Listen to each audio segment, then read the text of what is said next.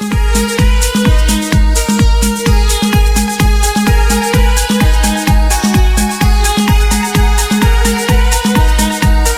ូមស្វាគមន៍និងស្ដាប់តម្រុយឆ្នោតយួនប្រចាំថ្ងៃដើម្បីជាកម្លាំងចិត្តសូមពុកម៉ែបងប្អូនចុច like និងសញ្ញាជាម្នាក់មួយផងដើម្បីទទួលបានតម្រុយថ្មីប្រចាំថ្ងៃតម្រុយឆ្នោតយួននៅថ្ងៃនេះគឺថ្ងៃទី28ខែវិច្ឆិកាឆ្នាំ2025ដើម្បីកុំឲ្យខាតពេលយូរសូមស្ដាប់តម្រុយឆ្នោតពី admin មានលេខ75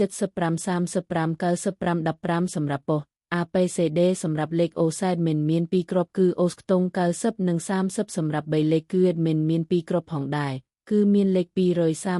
1x652 គុណបើសិនជាពុកម៉ែបងប្អូនស្រឡាញ់និងពេញចិត្តលេខទាំងនេះពុកម៉ែបងប្អូនអាចយកលេខទាំងនេះទៅផ្សងសំណាងបានជាចុងក្រោយសូមជូនពរពុកម៉ែបងប្អូនដែលយកលេខខាង admin ទៅផ្សងសំណាងហេងយើងទាំងអស់គ្នាជូនពរពុកម៉ែបងប្អូនជួបតែសំណាង